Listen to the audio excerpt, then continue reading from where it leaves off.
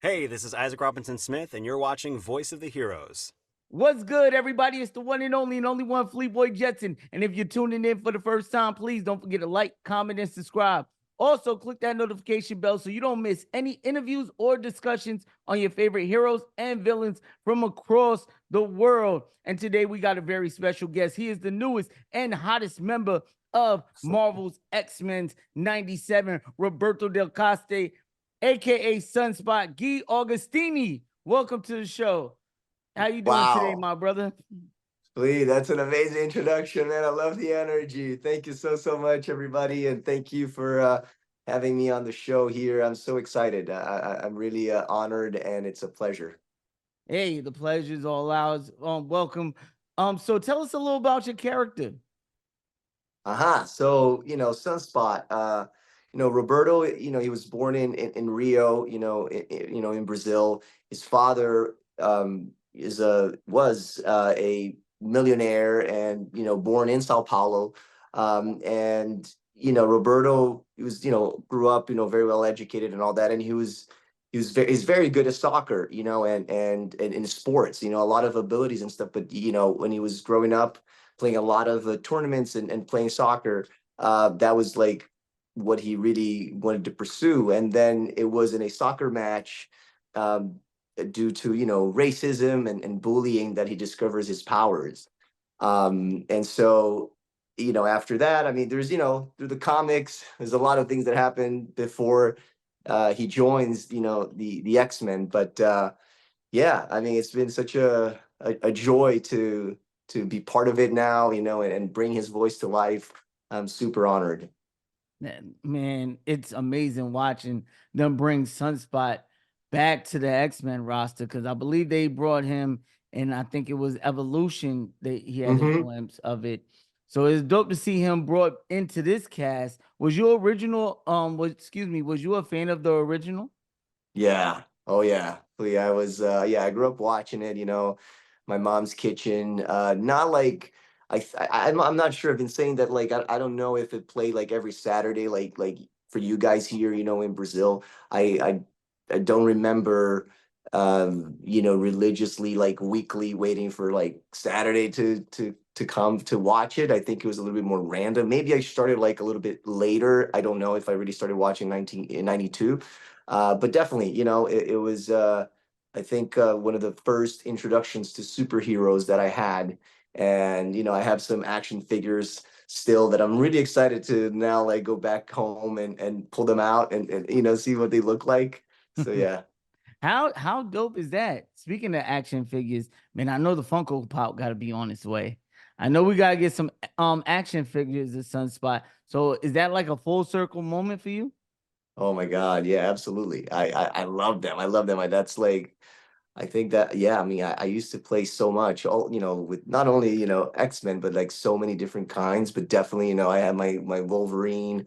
I don't remember which one. I mean, definitely Wolverine was my favorite one growing up. And I don't remember if I have any other, X-Men. But yeah, I'm excited to see, the version of Roberto Sunspot in the action figure coming up soon. Hopefully, I'm just as excited as and curious as everybody else. I'm excited to see how his uniform's gonna look. We ain't get a glimpse of that yet, but I hope it's on the way. As of right now, we only seen your character in episodes 1 and 3, but within those episodes, we've seen glimpses of a potential love interest with Jubilee. In future episodes, will they explore more of that? It's hard for me to say, Flea. Very hard for me to say, but Okay. I think definitely it's such a nice kind of like mirroring what happened to Jubilee in the original, right? Coming on board, being the newbie. So it's very nice that like she's the one that it's kind of like mentoring him, and then they're creating this friendship and potentially maybe something more. So we'll see. We'll see. That's what's up. All right. I was looking at your IMDb, right? And there is tons of live action stuff you have done. I'm curious what made you pursue this role and take on animation. I know you was in Spider-Man and Friends. I think that's the name of it. Yeah, But what made yeah, you yeah. want to? Was it the fact that you was already on a Marvel property and you was like, "Hey, let me try out for X-Men '97"? How did this Roberto concept come about? That's a good question. I haven't been asked that. So I appreciate the interest. But no, like it wasn't anything, planned out that way. Mainly what happened is like, I was living in New York before the pandemic, and then I moved out to LA at the end of 2020, and I took my very because I was auditioning and doing a lot of voiceover work in the commercial world through my Mhm. agency in New York, but not a lot of. I don't even know if I ever auditioned for maybe once or twice, for animation, but they didn't really have me, I guess, in that category. But then I moved to LA, and the voiceover department of my agency here in LA started like submitting me for a couple of things like that. And then I took a class. I had never taken an animation voice class, and I did, and it was cool and it was awesome, and I learned, some different things. But that's basically like how it went down. It's just like my reps through my agency here in LA just started to submit me and give me opportunities to audition for some animation projects, and that's how it happened. I just was auditioning whatever comes to me, I'm for, and so just putting my best take out there. And then yeah, I think Spidey and His Amazing Friends happened first. I did one episode as a surfer dude, and then they called me back again. Um and then I auditioned for a few other things for sure, but then Roberto happened. And I'm excited for you because not only do you get to voice Roberto, but you also get to, represent what he's all about. Because in a sense, that's where you're from. So there's a lot of relation there and things about that. So I know that's pretty dope for you.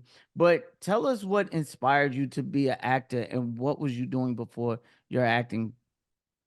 Right. So I used to play tennis, and my first dream was to be a professional tennis player. That's what I did my entire life. Was never in the arts, never acted until I was in Venezuela training, and I had already gotten a scholarship to come to the U.S. To play for a university called Lander University in Greenwood, South Carolina. And in fact, this is very interesting because I was supposed to have left like or joined the school in January, but I decided I asked the coach and everything if it would be okay for me to join in August, where the year begins. In Brazil is different because the year really starts in January. And it's mostly because I was like, my coach like changed my life in terms of tennis and everything. And I was like, another 6 months will make me a much stronger player. And it was within those 6 months that I started modeling for somebody in the gym was like, hey, you should join my agency, whatever. I went, took some photos, went to some print campaign auditions, booked them. All of a sudden I'm like, whoa. Mhm. And then I had my first commercial audition that I had to act, and it was horrible, Fleet. Like I was so embarrassed. It was like for a Subway commercial. And so then I called my agent, and I'm like, hey, do you guys know of an acting school? I need to learn this technique. They recommended me to this woman who studied at the Actors Studio, only worked with professional actors. I was fascinated by the class. I begged her to let me be a part of it. I'm like, I'm an athlete. Like, you tell me what to do, I'll do it. I'm committed. She did. And that's how like acting really started for me. It was literally like the last 3 months. And then I came to the US. My university thankfully had a theater program because I was majoring business because I didn't know what else I was going to do. And then I joined the theater program as a minor. I was minoring in theater, and then I was cast in my very first play ever that same semester, and I played the lead in Picnic by William uh, Inges, which was a movie in the 50s played by William Holden. And I owe so much to my first teacher, Monique Bagwell, who cast me and saw something in me, and I had an incredible experience. Half of the words that I said, I didn't understand them. Like, I didn't used to speak like this, and I didn't used to, be as fluent in English, obviously. So anyway, so that's how really my journey started as an actor. Amazing. Is there something that you could tell the audience that the world might not know about you, like certain hobbies? Like me, I'm a big collector on Funko Pops, things like that, and people would never guess that. So what's something that the world might not know that is one of your hobbies? Ooh, that's very interesting. Well, I guess my Instagram will give it away, but I'll say this because coming from Brazil and loving, I'm all about the fire, literally to me, people who know me, I'm all about the hot weather. I love like when I go to Argentina. My mom is Argentinian and I go to the end of the year when we go and it's like 40 degrees Celsius, which is like 90, 95, and my mom is dying. And I'm like, oh my God, I love this. Anyway, but last year I got into snowboarding and I Oh love wow. snowboarding. That's my new like passion as a sport and as a hobby. And I've been going as much as I can. And so I love the snow in that way. I don't get it, I don't care if it's cold or not. I'm like all like bundled up and anyway, yeah. So that'd be one in terms of I'm a sporty guy. I still like play tennis now more than I used to, and I'm back teaching because I used to teach a lot in New York, and so I like it. And also one more thing is because I grew up with instruments and music. Karaoke. I love Oh, karaoke. okay. I can see it. I can see it. So let me ask you a question, right? What was one of the lines that one of your characters may have said, whether live action or animation, that resonates with you personally? Ooh, wow. That's a very deep question because you're like encompassing everything. I'm blanking on To put on you it on the all spot a now. You're little like bit, put too huh? much pressure. I will say though, I mean, I have to like, Or you maybe a know, line that you may have heard that you was like, no, but I'll tell you the one from Roberto because obviously this is been in my mind now, and I some people have like shared on Instagram, and I find it so funny, and I laugh. The people who know me will understand this, but at the end, towards the end of the first episode, he's telling actually there's a little monologue where you see a little bit of his like arm getting into like a fiery moment, right? Like about his powers and whatever, and he talks about his family, right? How like he didn't feel accepted, right? And for being different, and so that to me is very moving. But right after that, he goes into a little, his arrogant moment, and he's like, "Oh, forget about this. Here's my card," and then like he throws like a couple lines, and then Jubilee is like, "Oh wow, so like you're rich and this and that," and then he's like, "Yeah, but don't forget single." I love that. so another thing, we see some of that play out in the third episode when, spoiler alert for those who haven't seen it, when him and Jubilee are watching the TV and we get somewhat like a ring/horror moment where one of the demons pops out of the TV, but the image of the face is his mother. Will we see that played upon in future episodes? Like, the trauma or some of the stuff that he went through with his parents? Uh, Again, I'm gonna let you guys all watch it to find out, but it is like such a powerful moment, right? Like, with everything that's happening, in their like, schoolhouse, and everybody's like facing all these different demons and stuff. So it's such a powerful moment that it's very touching, right? Because it's like, I mean, this is not, though like he has to work out through all these things. He loves his mother, but all these other stuff that like, and so yeah, I find it very powerful, very interesting scene. I'm excited to see more of your character. Now, are there any upcoming or ongoing anime or animation projects you would love to be a part of now that you done got your feet wet into the voiceover part? Yeah, that's very interesting. I have not really thought of it. I think I'm so like, this is also new to me, Flea. Like I'm having a blast, like, with the attention and the boom of everything. And so Oh, it's I gonna get honestly, crazier. Watch when the conventions and you start going to these signings yeah, and I'm oh going to my WonderCon God. for I'm going to WonderCon for the first time this weekend, and I'm very, very excited. And there's going to be an XMen panel on Saturday evening.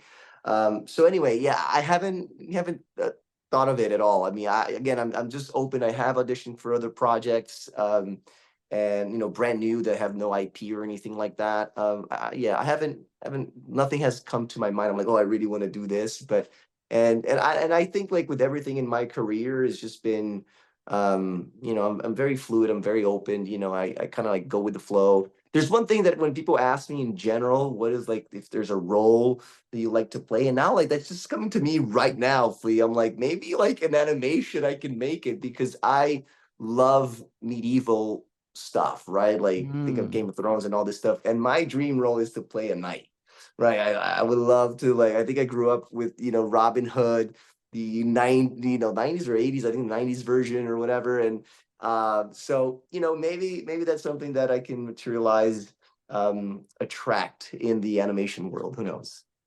Hey man, I wish you the best of luck, man. Now before we let you go, right, we're gonna do it. One has to go. We're gonna ask you multiple questions, and one will have to go. Before that, though, you did talk about WonderCon. Do you have any upcoming projects or conventions that you're able to talk about? Because I know, sometimes you're not able to talk about certain Sure. projects or events. Yeah, no, I appreciate that, Flea. Yeah, in terms of conventions and all that, nothing else but WonderCon for now. I am going to be attending all 3 days because again, this is so new to me and I'm very excited. The panel of XMen is on Saturday, and I have on Monday I released a video that I'm doing a contest to give away this T-shirt of Sunspot signed by me. I don't know if you can see it here, but anyway. And how will people be able to get into that and win that? Yeah, so they go to my Instagram at Gui Agustini 1, and you make sure you follow me, you tag somebody, and you tell me why Sunspot is so important to you. And then you enter, and then on Friday, I'll close it out and I'll do my wow, what's it called? The process to like choose and select randomly, and then I will be giving it away before or after the panel. I haven't decided yet. The panel I think starts at 7 p.m. or 6. I don't remember, but I'll be like updating everybody on my Instagram. And then the one project I can mention that will be airing on April 18th is I'm on the 5th episode of CBS Elsbeth. And I'm very excited. I don't even know if I am allowed to say this, but I'll say it anyway, because I play a professional tennis player. So that's such a circle, like full circle moment. Yeah. That's And dope. it's like just it. been like a dreamy role for me. And just this entire year has been so magical. So yeah, tune in, CBS, April 18th, I think 9 p.m. Definitely. And don't forget, XMen 97 is streaming right now on Disney Plus every Wednesday. Lock in. It's amazing. Raving reviews all across the board. Only show in 2024 with 100% on Rotten Tomatoes. So make sure y'all check that out. All right. One has to go. Mario or Sonic? Mario. Xbox or PlayStation? PlayStation. Drake or J. Cole? J. Cole. Avengers or Justice League? Avengers. McDonald's or Burger King? Burger King. One Piece or Dragon Ball? One Piece or Dragon Ball? One Piece. All right. Thank you so much for coming to the show. I hope you enjoyed yourself as much as we enjoyed your company. Also, members, don't forget to like, comment, and subscribe, and click right here for more interviews on the cast of XMen 97. And go follow him on Instagram. All links will be in the description below. We'll see you next time. Heroes out. Sing it with me, pretty Cali.